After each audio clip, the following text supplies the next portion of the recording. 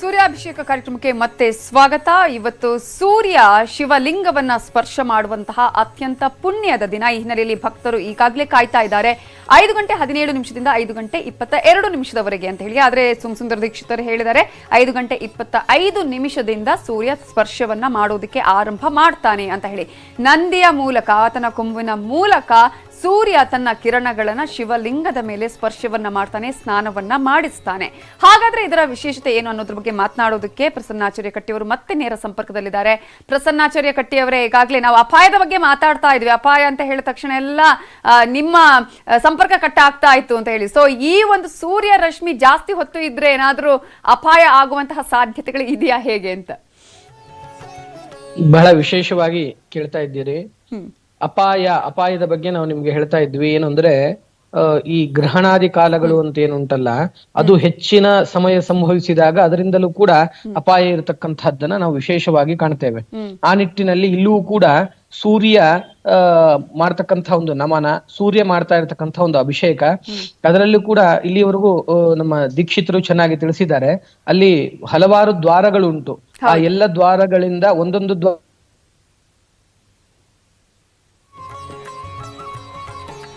ಇನ್ನು ಕೆಲವೇ ಹೊತ್ತಿನಲ್ಲಿ ಸೂರ್ಯ ಸ್ಪರ್ಶವನ್ನ ಮಾಡ್ತಾನೆ ಶಿವಲಿಂಗವನ್ನ. ಆದ್ರೆ ಈಗಾಗಲೇ ನಂದಿಯ ಮೇಲೆ ಸೂರ್ಯನ ಕಿರಣಗಳು ಬೀಳ್ತಾ ಇರೋದನ್ನ ನಾವು ಗಮನಿಸ್ತಾ ಇದ್ದೀವಿ.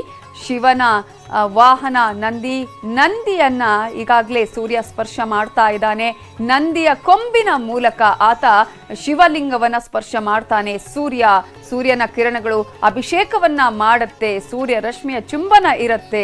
ಈ ಹಿನ್ನೆಲೆಯಲ್ಲಿ ಈಗಾಗಲೇ ದೇವಸ್ಥಾನದ ಒಳಗಡೆ ನಾವು ನೋಡ್ತಾ ಇರುವಂತಹ ದೃಶ್ಯ ಇದು. ನೇರ ಪ್ರಸಾರದ ನ್ಯೂಸ್ 18 ಕನ್ನಡದಲ್ಲಿ ಎಕ್ಸ್ಕ್ಲೂಸಿವ್ ದೃಶ್ಯವನ್ನ ನೀವು ನೋಡ್ತಾ ಇದ್ದೀರಿ. ನಂದಿಯನ್ನ ಸ್ಪರ್ಶ ಮಾಡ್ತಾ ಇದ್ದಾನೆ ಈಗ ಸೂರ್ಯ. ದಕ್ಷಿಣಾಯದಿಂದ ಉತ್ತರಾಭಿಮುಖವಾಗಿ ಉತ್ತರಾಯಣಕ್ಕೆ ಬರ್ತಾ ಇರುವಂತಹ ಸೂರ್ಯ ತನ್ನ ಪಥವನ್ನ ಬದಲಿಸುವಂತಹ ಸಂದರ್ಭದಲ್ಲಿ ಪ್ರತಿ ಬಾರಿ ಕೂಡ ದಕ್ಷಿಣಾಭಿಮುಖವಾಗಿ ಇರುವಂತಹ ಗವಿಗಂಗಾಧರೇಶ್ವರ ದೇಗುಲದಲ್ಲಿ ಸೂರ್ಯ ರಶ್ಮಿಯ ಪ್ರಭಾವ ಇರುತ್ತೆ. ಸೂರ್ಯ ತನ್ನ ಕಿರಣಗಳ ಮೂಲಕ ಶಿವಲಿಂಗಕ್ಕೆ ಅಭಿಷೇಕವನ್ನ ಮಾಡ್ತಾನೆ. ಆ ನಂತರ ಸೂರ್ಯಾಸ್ತಮ ಕೂಡ ಆಗೋದನ್ನ ನಾವು ಗಮನಿಸ್ತೀವಿ. ಈಗ ನಂದಿಯನ್ನ ಸ್ಪರ್ಶ ಮಾಡ್ತಾ ಇದ್ದಾನೆ ಸೂರ್ಯನ ಕಿರಣಗಳು ಶಿವಲಿಂಗಕ್ಕೆ. ಈ ಮೂಲಕ ರಶ್ಮಿಯ ಮೂಲಕ ಆತ ಅಭಿಷೇಕವನ್ನ ಮಾಡುವಂತಹ ಕ್ಷಣಕ್ಕಾಗಿ ಎಲ್ಲಾ ಭಕ್ತರು ಕಾಯ್ತಾ ಇದ್ದಾರೆ. ಉತ್ತರಾಯಣದ ಪುಷ್ಯ ಮಾಸದ ನಡೀತಾ ಇರುವಂತಹ ಈ ಒಂದು ವಿಸ್ಮಯವನ್ನ ನೋಡೋದಕ್ಕೆ ಎಲ್ಲ ಭಕ್ತರು ಕಾಯ್ತಾ ಇರ್ತಾರೆ. ಓಕೆ, ಇನ್ನು ಈ ಒಂದು ಸೂರ್ಯರಶ್ಮಿಯ ಮಹತ್ವ ಏನು, ಯಾವ ರೀತಿಯಾಗಿ ಈ ಒಂದು ದೃಶ್ಯ ವೈಭವವನ್ನ ನೋಡಿದ್ರೆ ಪುಣ್ಯ ಪ್ರಾಪ್ತಿ ಆಗುತ್ತೆ, ಮಕರ ರಾಶಿಗೆ ಸೂರ್ಯ ಪ್ರವೇಶ ಮಾಡ್ತಾ ಇರುವುದರ ಹಿನ್ನೆಲೆ ಏನು ಅನ್ನೋದ್ರ ಬಗ್ಗೆ ಪ್ರಸನ್ನಾಚಾರ್ಯ ಕಟ್ಟಿ ಅವರಿಂದಾನೆ ತಿಳ್ಕೊಳ್ಳೋಣ. ಮಕರ ರಾಶಿಗೆ ಪ್ರವೇಶ ಮಾಡ್ತಾ ಇರೋದು, ಅದರಲ್ಲೂ ಕೂಡ ಸೂರ್ಯ ತನ್ನ ಪಥವನ್ನ ಬದಲಿಸಿ ಉತ್ತರಾಯಣಕ್ಕೆ ಬರುವಂತಹ ಸಂದರ್ಭದ ಮಹತ್ವ ಏನು? ಇದೊಂದು ಪರ್ವಕಾಲ ಮತ್ತು ಪುಣ್ಯಕಾಲ ಅಂತಾನೆ ಹೇಳಲ್ಪಡ್ತದೆ. ಅದರಲ್ಲೂ 2021 ಈ ಬಾರಿ ಬಂದಿರತಕ್ಕಂತಹ ಒಂದು ಪರ್ವಕಾಲ ಸಮಯ ಅಂತಾನೆ ಇರ್ತದೆ. ಅದು ಸುಮಾರು ಮಧ್ಯಾಹ್ನ 2 ಗಂಟೆಯಿಂದ ಸೂರ್ಯ ಅಸ್ತ ಆಗುವ ಸಂದರ್ಭದವರೆಗೂ ಇರತಕ್ಕಂತಹ ಸಂಪೂರ್ಣ ಕಾಲವನ್ನ ಪರ್ವಕಾಲ ಮತ್ತು ಪುಣ್ಯಕಾಲ ಅಂತ ಕರೀತಾರೆ. ಆ ನಿಟ್ಟಿನಲ್ಲಿ ನಾವು ನೋಡ್ತಾ ಬಂದಾಗ ಈ ಮಾಮೂಲು ದಿನದಲ್ಲಿ ಪ್ರತಿನಿತ್ಯದಲ್ಲಿ ಮಾಡ್ತಕ್ಕಂತಹ ಒಂದು ಪೂಜೆಗೆ ಒಂದು ಪುಣ್ಯ ಅಂತ ಇರತಕ್ಕಂತಹದ್ದು. ತದನಂತರದಲ್ಲಿ ವಿಶೇಷವಾದ ದಿನದಲ್ಲಿ ಮಾಡ್ತಕ್ಕಂತಹ ಪೂಜೆಗೆ ಒಂದು ಪೂಜೆಗೆ 10 ಪುಣ್ಯ ಅಂತ. ಈ ಮಕರ ಸಂಕ್ರಮಣದಲ್ಲಿ ಮಾಡ್ತಕ್ಕಂತಹ ಭಗವಂತನ ದರ್ಶನ ಅಂತ ಏನುಂಟಲ್ಲ, ಸಾಮಾನ್ಯ ದರ್ಶನಕ್ಕೇನೆ 1000 ಪುಣ್ಯಗಳನ್ನ ಧರ್ಮಶಾಸ್ತ್ರ ತಿಳಿಸಿದೆ. ಶಿವಪುರಾಣ ಅಂತ ಬರ್ತದೆ. ಆ ಶಿವ ಪುರಾಣದಲ್ಲಿ ಈ ವಿಷಯಗಳನ್ನೆಲ್ಲವನ್ನು ಹೇಳ್ತಾ ಬರ್ತಾ ಇದ್ದಾರೆ. ಒಂದು 1000 ಪುಣ್ಯ ಅಂತ, ಕೇವಲ ಭಗವಂತನ ದರ್ಶನದಿಂದ 1000 ಪುಣ್ಯ ಅಂದರೆ ಇಲ್ಲಿ ಆ ಗವಿಗಂಗಾಧರೇಶ್ವರ ದೇವಸ್ಥಾನ ಅಂತ ಇರತಕ್ಕಂಥದ್ದು ಒಂದು ಗುಹೆಯಲ್ಲಿ ಹೆಸರೇ ಗವಿ ಗಂಗಾಧರೇಶ್ವರ ಅಂತ. ಗವಿ ಅಂದ್ರೆ ಗುಹೆ ಅಂತ ಕರೆಯಲ್ಪಡ್ತದೆ. ಆ ಗುಹೆಯಲ್ಲೂ ಕೂಡ ಇದನ್ನ ಪ್ರತ್ಯಕ್ಷವಾಗಿ ನೋಡಿದವರಿಗೆ ಅನುಭವ ಇರುತ್ತದೆ.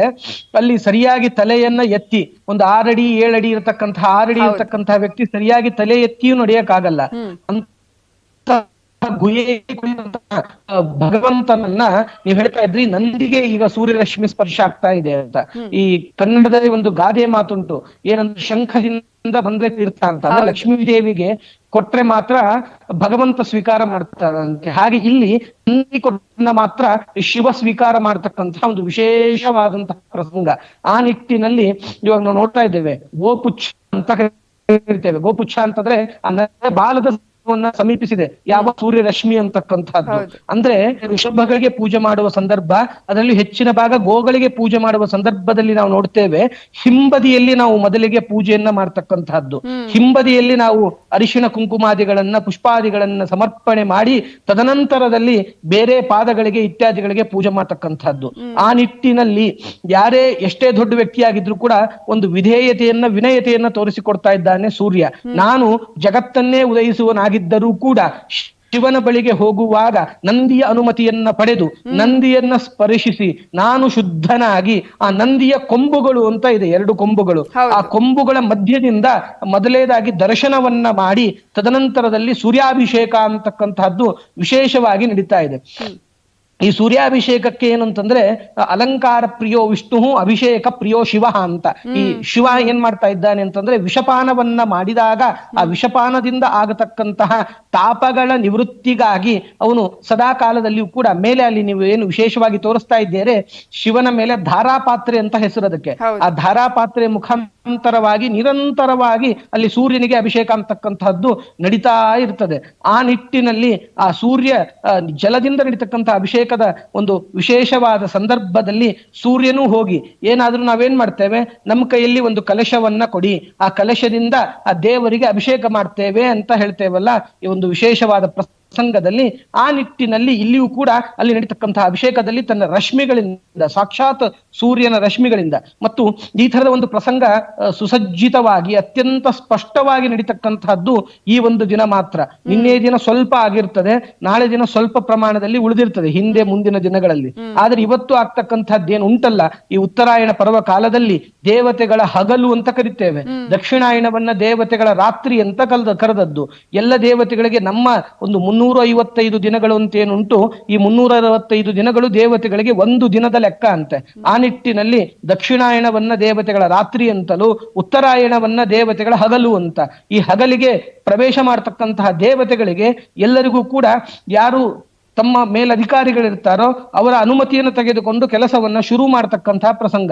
ಆ ನಿಟ್ಟಿನಲ್ಲಿ ಸೂರ್ಯ ಇವತ್ತಿನಿಂದ ಪ್ರಾರಂಭ ಮಾಡಿಕೊಂಡು ಫೆಬ್ರವರಿ 19ನೇ ತಾರೀಕು ರಥಸಪ್ತಮಿ ಅಂತ ಇರ್ತದೆ. ಆ ರಥಸಪ್ತಮಿಯವರೆಗೂ ಕೂಡ ವಿಶೇಷವಾಗಿ ಶಿವನ ಸಾನ್ನಿಧ್ಯದಲ್ಲಿ ಇದ್ದು ಶಿವನ ಅನುಮತಿಯನ್ನ ತೆಗೆದುಕೊಂಡು ಆ ಶಿವನ ಸೇವೆಯನ್ನ ಮಾಡ್ತಾ ನಾನು ಈ ಮುಂದಿನ ರಥವನ್ನ ಏರಿ ಜಗತ್ತಿನ ಸಂರಕ್ಷಣೆಗಾಗಿ ಮತ್ತು ದಿನಕರ ಅಂತ ಕರೀತಾರೆ, ದಿವಾಕರ ಅಂತ ಕರೀತಾರೆ ಸೂರ್ಯವನ್ನ. ದಿವ ಅಂದ್ರೆ ಬೆಳಗು ಆಗುವುದು ಅವನಿಂದ.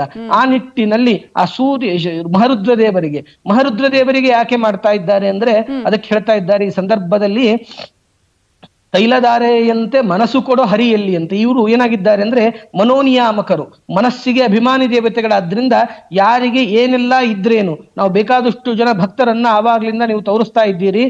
ದೊಡ್ಡ ದೊಡ್ಡ ಭಕ್ತರು ಲೌಕಿಕವಾಗಿ ದೊಡ್ಡ ಸ್ಥಾನದಲ್ಲಿರೋರು ಕೂಡ ಆ ದರ್ಶನದಲ್ಲಿ ಭಾಗಿಯಾಗ್ತಾ ಇದ್ದಾರೆ. ಅಂದ್ರೆ ಏನರ್ಥ, ನಮ್ಗೆ ಏನೆಲ್ಲ ಲೌಕಿಕ ಸಂಪತ್ತುಗಳಿದ್ದರೇನು ಆ ಮನಃಶಾಂತಿ, ಆ ಮನಸ್ಸಿಗೆ ಒಂದು ನೆಮ್ಮದಿ, ಕೌಟುಂಬಿಕವಾಗಿ ವ್ಯಾವಹಾರಿಕವಾಗಿ ಎಲ್ಲ ವಿಧವಾದ ನೆಮ್ಮದಿಗಳನ್ನ ಕರುಣಿಸುವನು. ಎಲ್ಲ ಕಡೆಯಲ್ಲೂ ಕೂಡ ಕಮ್ಯುನಿಕೇಶನ್, ವೆಲ್ ಕಮ್ಯುನಿಕೇಶನ್ ಅಂತ ಏನ್ ಕರೀತಿದ್ದೇವೆ ಅದೆಲ್ಲವನ್ನು ಕೊಡ್ತಕ್ಕಂತಹನು ಆ ಮಹರುದ್ರ ದೇವರು. ಆ ಕಾರಣದಿಂದಾಗಿ ಆ ಸೂರ್ಯನೇ ಸಾಕ್ಷಾತ್ ಏನ್ ಮಾಡ್ತಾ ಇದ್ದಾನೆ ಅಂದ್ರೆ ಶಿವನ ಅನುಗ್ರಹವನ್ನ ಪಡೆದು ಶಿವನ ಅನುಮತಿಯನ್ನ ಪಡೆದು ಸಂಚಾರ ಮಾಡುವ ದಿನಗಳಾದ್ರಿಂದ ಈ ಸಂದರ್ಭದಲ್ಲಿ ನಂದಿಯ ಮುಖಾಂತರವಾಗಿ, ನಂದಿಗೆ ಋಷಭ ಅಂತ ಕರೀತಾ ಇದ್ದಾರೆ ಸಂಸ್ಕೃತ ಭಾಷೆಯಲ್ಲಿ. ಆ ಋಷಭದ ಪೂಜೆ, ಋಷಭದ ದರ್ಶನದಿಂದ ವೇದ ಮಂತ್ರವೇ ಹೇಳ್ತಾ ಇದೆ, ಋಷಭಂ ಸಮಾನಾನಾಂ ಸಪತ್ನಾನಾಂ ವಿಶಾಸಯಿಂ ಹಂತಾರಂ ಶತ್ರುಣಾಂ ಕೃತಿ ವಿರಾಜಂ ಗೋಪತಿಂ ಗವಾಂ ಅಂತ. ಈ ಹಿಂದಿನ ಕಾಲದಲ್ಲಿ ನೋಡಿ ತಾವು ಈ ಗ್ರಾಮೀಣ ಪ್ರಾಂತಗಳಲ್ಲಿ ವಿಲೇಜ್ಗಳಲ್ಲಿ ಏನ್ ಮಾಡ್ತಾ ಇದ್ದಾರೆ ಅಂದ್ರೆ ತಮ್ಮ ಮನೋಭಿಷ್ಟ ಸಿದ್ಧಿಗಾಗಿ, ತಮ್ಮ ಕಾರ್ಯ ಸಿದ್ಧಿಗಾಗಿ ಒಂದು ಹೋರಿಯನ್ನ, ಗಂಡು ಕರುವನ್ನ ದೇವರಿಗಾಗಿ ಬಿಡ್ತಕ್ಕಂತಹದ್ದು ಅಂತ. ಅದಕ್ಕೆ ದೇವರ ಹಸು ಅಂತಾನೆ ಅದಕ್ಕೆ ಹೆಸರನ್ನ ಪಡೆದುಕೊಳ್ಳಲ್ಪಡ್ತದೆ. ಅದು ಆ ದೇವರ ಹಸು ಊರಿನಲ್ಲಿ ಯಾವ ಮನೆಯನ್ನ ಪ್ರವೇಶಿಸಿದರು, ಯಾವ ಗದ್ದೆಯನ್ನ ಪ್ರವೇಶಿಸಿದರು ಅದಕ್ಕೆ ಶಿಕ್ಷೆಯನ್ನೇ ನೀಡುವಂತೆ ಇಲ್ಲ.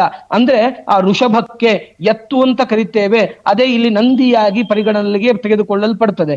ನಾವು ಕಲಿಯುಗದಲ್ಲಿ ಬಿಟ್ಟಂತಹ ಒಂದು ಗಂಡು ಹಸುವನ್ನ, ಹೋರಿಯನ್ನ ಅಥವಾ ಎತ್ತನ್ನ ನಾವಿಷ್ಟು ಆದರೆ ಯಾವಾಗಲೂ ಈ ನಂದಿ ಅಂತಕ್ಕಂಥವನು ಶಿವನ ವಾಹನವಾಗಿ ಶಿವನ ಸೇವೆ ಮಾಡುವುದಕ್ಕಾಗಿ ಇರತಕ್ಕಂತಹ ಒಬ್ಬ ಮಹತ್ವವಾದ ಇಲ್ಲಿ ಓಕೆ, ನಾನು ಮಾತನಾಡಿಸ್ತೀನಿ ಪ್ರಸನ್ನಾಚಾರ್ಯ ಕಟ್ಟಿ ಅವರೇ. ಈಗಾಗಲೇ ನಂದಿಯ ಮೇಲೆ ಈಗ ಶಿವನ ಕಿರಣಗಳು ಸ್ಪರ್ಶ ಮಾಡ್ತಾ ಇರುವಂತಹ ದೃಶ್ಯಗಳನ್ನ ನಾವು ನೋಡ್ತಾ ಇದ್ದೀವಿ. ನ್ಯೂಸ್18 ಕನ್ನಡದಲ್ಲಿ ನೀವು ಈ ಒಂದು ದೃಶ್ಯಗಳನ್ನ ಕಣ್ತುಂಬಿಕೊಳ್ಳಬಹುದು. ಯಾಕಂದ್ರೆ ಎಲ್ರಿಗೂ ಕೂಡ ದೇವಸ್ಥಾನಕ್ಕೆ ಹೋಗೋದಿಕ್ಕೆ ಆಗೋದಿಲ್ಲ, ಹಾಗೆ ಎಲ್ಲರೂ ಬೆಂಗಳೂರಲ್ಲಿ ಇರೋದಿಕ್ಕೆ ಆಗೋದಿಲ್ಲ. ಅದಕ್ಕಂತಾನೆ ನಿಮ್ಮ ನ್ಯೂಸ್18 ಕನ್ನಡ ನಿಮಗೆ ಎಕ್ಸ್ಕ್ಲೂಸಿವ್ ಆಗಿ ಈ ಒಂದು ದರ್ಶನ ಭಾಗ್ಯವನ್ನ ಕಲ್ಪಿಸ್ತಾ ಇದೆ. ಈಗ ನಂದಿಯ ಮೂಲಕ ಸೂರ್ಯ ಶಿವನ ಲಿಂಗವನ್ನ ಸ್ಪರ್ಶವನ್ನ ಮಾಡುವಂತಹ ಆ ದೃಶ್ಯ ವೈಭವವನ್ನು ನಾವು ಕಣ್ತುಂಬಿಕೊಳ್ಳುವಂತಹ ಸಮಯ ಇನ್ನು ಕೆಲವೇ ಹೊತ್ತಿನಲ್ಲಿ ಬರಲಿದೆ. ಈಗಾಗಲೇ ನಾವು ನೋಡ್ತಾ ಇದ್ದೀವಿ ನಂದಿಯ ಮೂಲಕ ಈಗ ಸೂರ್ಯನ ಕಿರಣಗಳು, ಸೂರ್ಯ ರಶ್ಮಿಯ ಪಾದವನ್ನ ಈಗ ಸ್ಪರ್ಶ ಮಾಡೋದಕ್ಕೆ ಕೂಡ ಅಣಿಯಾಗ್ತಾ ಇರುವಂತದ್ದು. ದಕ್ಷಿಣಾಭಿಮುಖವಾಗಿ ಇರ್ತಾ ಇರುವಂತಹ ಗವಿಗಂಗಾಧರೇಶ್ವರ ದೇವಸ್ಥಾನದಲ್ಲೇ ಈಗಾಗಲೇ ಅನೇಕ ಐತಿಹ್ಯಗಳನ್ನ ಹೊಂದಿದೆ. ಗವಿ ಈಗಾಗಲೇ ಹೇಳಿದ ಹಾಗೆ ಒಂದು ರೀತಿಯಲ್ಲಿ ಗುಹಾಂತರ ದೇವಾಲಯ, ಅತ್ಯಂತ ಪ್ರಾಚೀನ ದೇವಾಲಯ. ಕೊಂಬಿನ ಮೂಲಕ ಈಗ ಶಿವಲಿಂಗವನ್ನ ಸ್ಪರ್ಶ ಮಾಡೋದಕ್ಕೆ ಸೂರ್ಯ ದೇವ ರೆಡಿ ಆಗಿರೋದನ್ನ ನಾವು ಗಮನಿಸ್ತಾ ಇದ್ದೀವಿ.